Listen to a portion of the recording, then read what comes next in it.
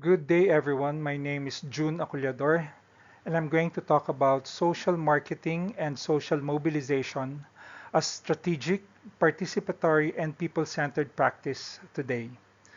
One important insight I gained from planning our group's social marketing and social mobilization program is that communication alone is not enough to create change.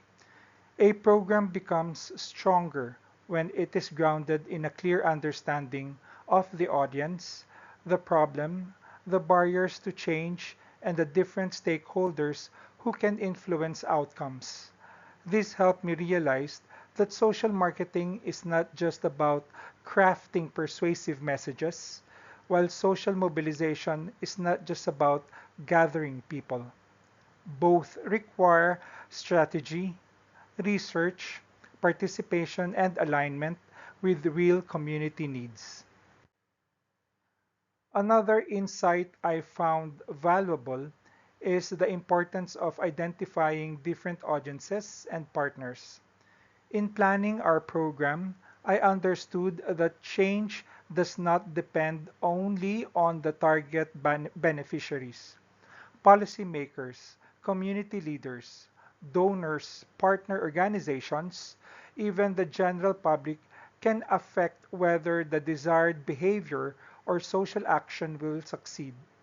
This taught me that a good social mobilization plan must include advocacy, partnership building, resource mobilization, and not just about beneficiary engagement. I also learned that audience analysis is critical. We cannot assume that all people think, feel, or respond the same way. Their age, role, social position, needs, and motivations matter. This insight reminded me that as a future development communication professional, I need to design communication strategies that are audience specific, culturally sensitive, and realistic.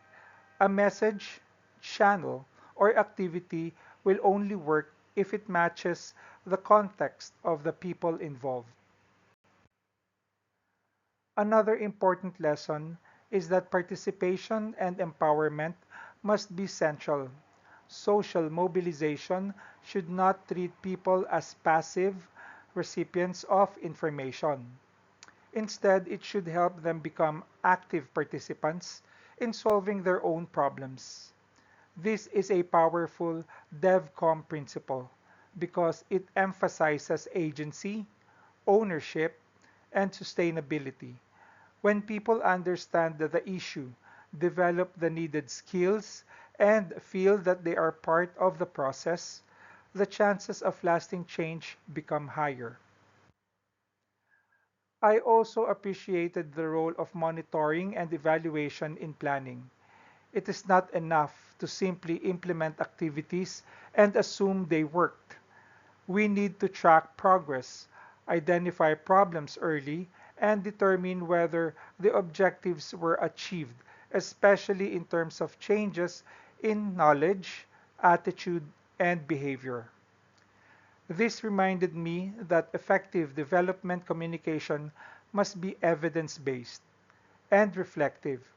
It should be open to improvement and guided by feedback from the field. Overall, the biggest insight I will carry with me is that social marketing and social mobilization are both strategic and human processes. They require careful planning, collaboration, empathy, and accountability. As a future development communication professional, I can apply these lessons by ensuring that every program I help design is participatory, research based, audience centered, and focused not only on communication outputs but on meaningful social outcomes.